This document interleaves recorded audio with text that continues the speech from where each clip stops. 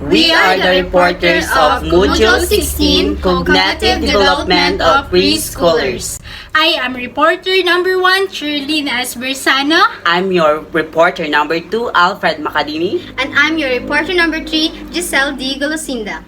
So first, we're gonna tackle about what is preschool stage. The preschool stage is covered about 3 to 5 or 6 years old. Their intelligence at this stage is intuitive in nature, make mental presentations, and enable to pretend. The children is ever close to the use of symbol. So, when it comes to intuitive in nature, they are curious. Curiosity is bloom at this time in their environment. Mental presentation is more on the symbols.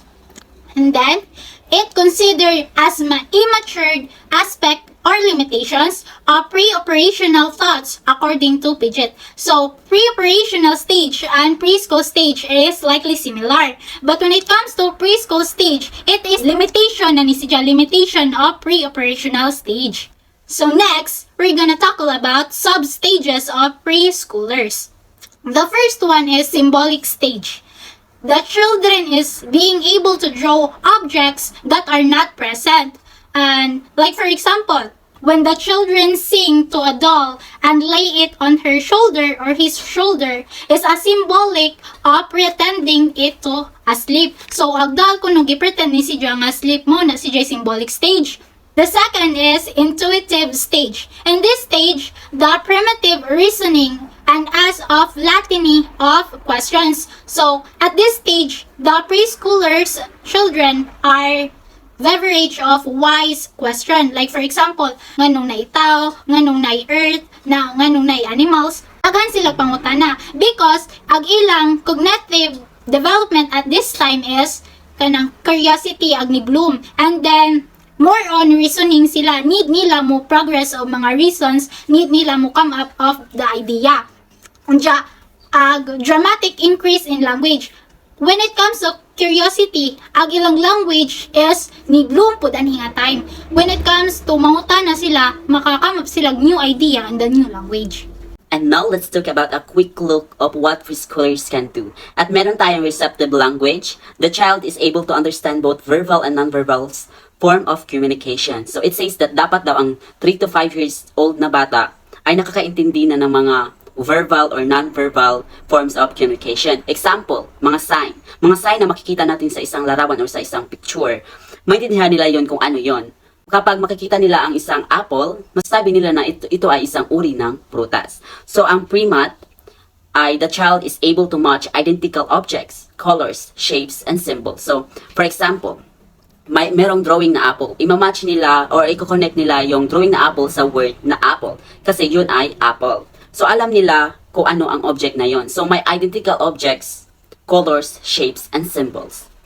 And next is pre-reading and pre-math. Ang pinagsamang letters and numbers. The child is able to recite the alphabet and numbers in sequence. So, ang mga bata ay nakapag-recite ng mga alphabet and numbers. Karaniwan sa mga numbers ay 1 to 10 or 1 to 100 yung ibang mga bata. Then yung alphabet, na-recite nila, minsan ang mga teachers, kinakanta ang pag-recite ng mga alphabet. Kasi sa paraang yon, mas madali ang magsag-o sa mga alphabet. Like fast mapping. Preschool children combine syllables into words and words into sentences in an increasingly sophisticated manner. So ang fast mapping is a cognitive process that allows young children to quickly learn and remember new words and concepts.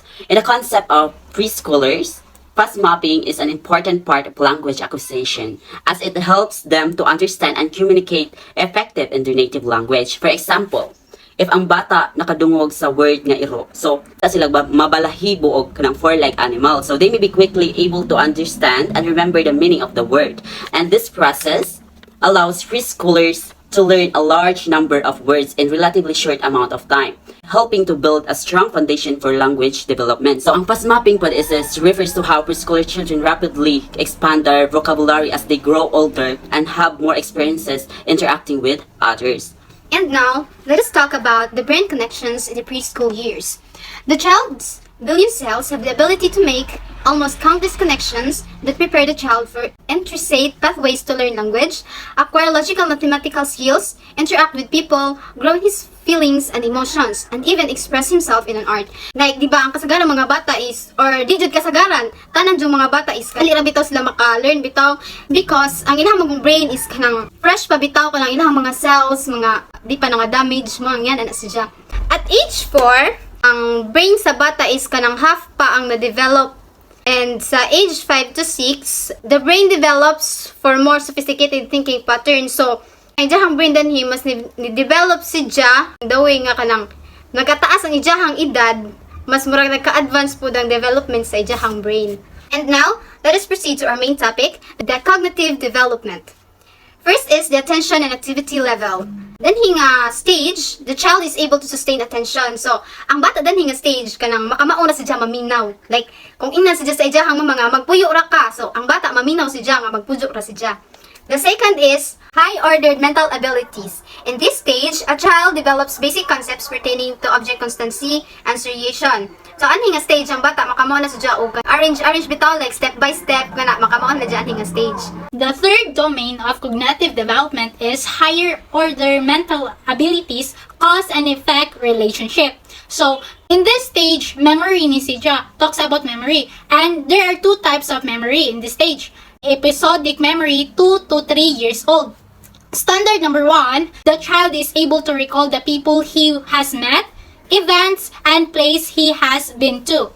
Like for example, the child meet the friends of her mother, father, or the place where her parents or his parents work for. And then the standard 2 is the child is able to understand the cause and effect relationship. Like for example, kaybaw na si Ja nga, if mubuhat si Jag dautan, kaybaw na si Ja nga, kasaban si Ja mama. So, kaybaw na si Ja mo analyze kung unsay cause o effect sa ijang panga buhaton. The second memory is memory for concept-based knowledge, semantic memory, 3 to 6 years old. Standard is the child is able to restore verbal information in a short and long-term memory. Like for example, nangulira ijang ginikanan, samtang nag-away sila, ang bata pud masundog po na ni Ja, inig mo dako si Ja. If makakita si Jag, maka-encounter si Jag na igaaway, muingon po na si Jag kulira, barli, unsay panghitabo si Jag palibot, kung unsay dyan nahibawan, or unsay dyan nakitan, ija po nang ma-absorb, ija po nang ma-adapt. Now, pupunta naman tayo sa logical reasoning. The child is able to follow the logic of events and draw accurate conclusion by evaluating the facts presented to him. So, kailangan ma-follow ang logic nga mga events into draw accurate. For example, ang bata, naisip niya ang apple. So, isisipin niya na, paano ko kaya ito i-draw? Paano ko kaya ito sisimulan? Ano kaya ang magandang kulay? So, nagkaroon siya ng conclusion and evaluating the facts presented to him. So, dapat ipakita natin sa kanila na ito yon, ito ang gagawin. So, ganon, para ma-develop ang kanilang cognitive skills. Next is, ito naman yung planning and organizing. The child is able to plan and organize a simple familiar activity. So, syempre, pag bata na to, di man dyan pwedeng mahihirap agad ang activities na gagawin natin. So, dapat magsimula muna tayo sa pinaka-madali. Hindi pwede mag-start ka sa pinaka-mahirap. So, from simple to hanggang lumaki ka na, so syempre, hindi na yung gaanong kadalian. Yung kaya mo nang i-execute. Dapat, tuturuan din natin ang mga bata na paano mag-plan, paano mag-organize. Napapansin natin sa mga bata na ililinis nila kapag tapos na sila maglaro. So, kaya nila yon at marunong na sila. Ibig sabihin nun, unti-unting na-develop ang kanilang cognitive skills, cognitive learning, cognitive knowledge, and cognitive comprehension. Now let's move on to the 6th cognitive development domain, higher ordered mental abilities or the cognitive flexibility. Here, the child is able to shift to more adaptive cognitive processing strategies. So, anhi si nga time, the child is flexible na bitaw ijaha bitong panghuna-huna. Like, kamo na dyan magpa-uyon-uyon. Like, for example, mingon ijaha mga di ka pwede mo kaunog ice cream kay gihilantan ka dyan amoy nga nang bata nga di ko an manggod wa na manggod ko hilante nga na man po dyan na ni ijaha mama para pakanong ramas dyan og ice cream. So, the last cognitive development domain is the high-ordered mental abilities, the creative thoughts. The child is able to generate new ideas or kanang mga unique nga ideas kanang through pamaagi ra pud sa kanang mga ni-exist nga mga ideas or concept.